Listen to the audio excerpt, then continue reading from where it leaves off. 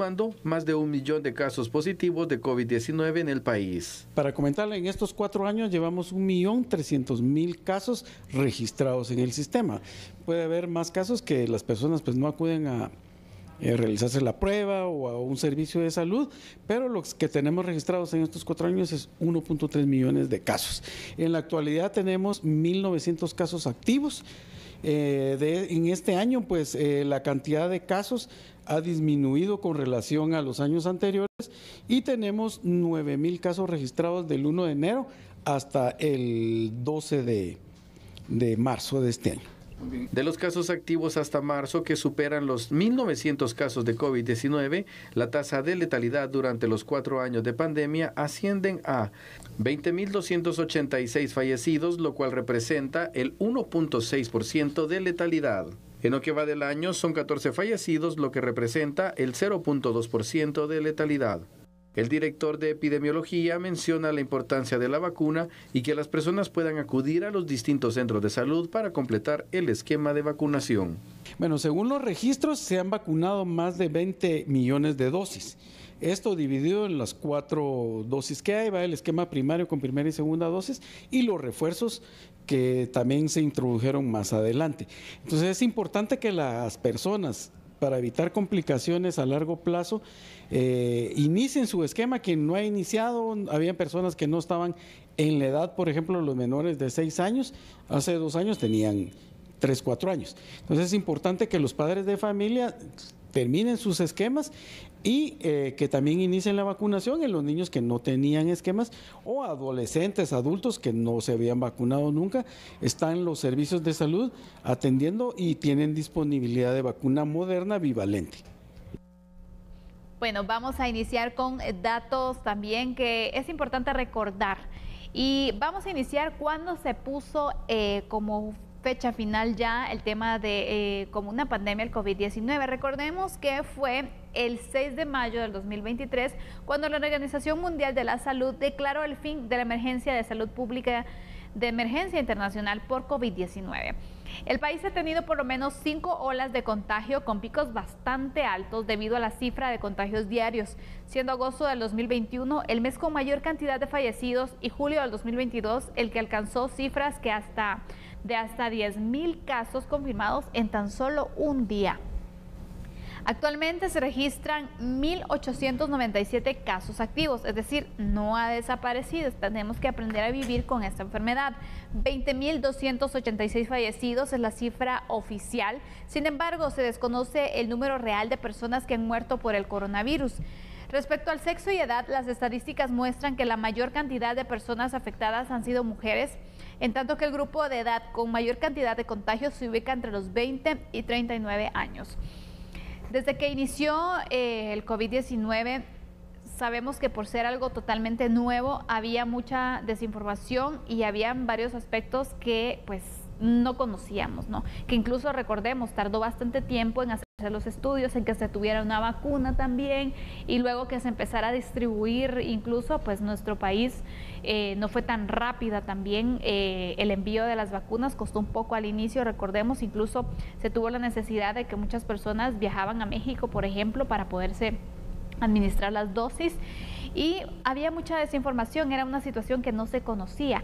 En su momento, Fernando, se hablaba de que era una enfermedad que atacaba especialmente a las personas de la tercera edad, por ahí se inició, pero ahora vemos que en el rango de las personas que más se contagiaron, estamos hablando de los 20 y 39 años, entonces aquí descartamos un poco el tema de la tercera edad, porque por ahí se iniciaba y bueno, se decían, las personas de la tercera edad no salgan, hay que tener mayor precaución porque es una enfermedad que especialmente les está pegando a ellos y realmente no era así, ¿verdad?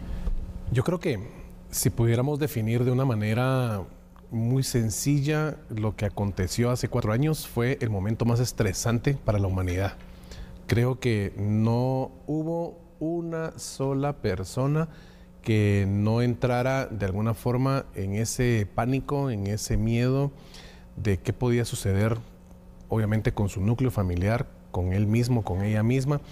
Y escuchar esa primera conferencia de prensa por parte del Ejecutivo en aquel momento nos daba pues una idea muy clara de lo que ya conocíamos que estaba aconteciendo en el mundo y que de alguna forma pues Guatemala se había salvado hasta ese momento. Sin embargo, pues el estrés llegó a la vida de todos los chapines en ese momento y se da el inicio de un hito que marcó distintas fases de nuestra vida como guatemaltecos, como guatemaltecas, como sociedad en general.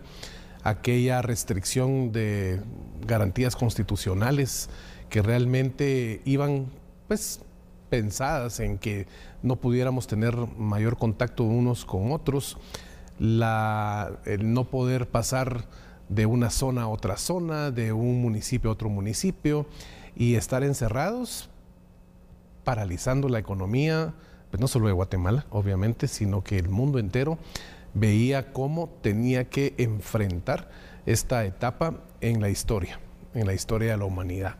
Son muchos los recuerdos, por supuesto. Creo que la mayoría de recuerdos que tenemos, creo yo, casi todos, es que conocimos a más de alguna persona que se contagió con aquella primera cepa que era realmente criminal, la famosa cepa Delta.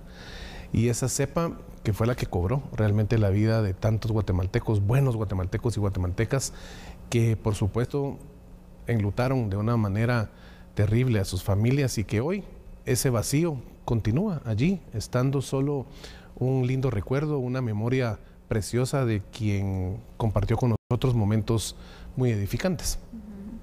Aún así, las circunstancias de nuestra Guatemala en esos momentos fue muy compleja.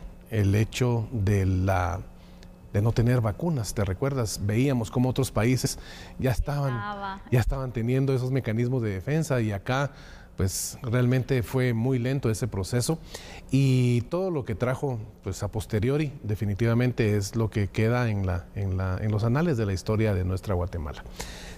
Creo que acá muy interesante lo que compartías, el grupo etario al cual afectó mayormente, porque se pensaba que obviamente ese grupo entre los 20 y los 39, 40 años iba a tener de alguna forma sí, claro.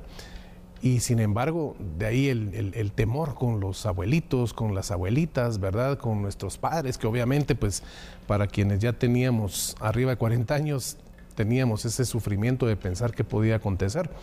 Creo que la tecnología nos ayudó mucho a acercarnos con la familia, porque ¿cuántos realmente no empezamos a utilizar las plataformas que nos permitían vernos a través de las cámaras de los teléfonos, las cámaras de las computadoras?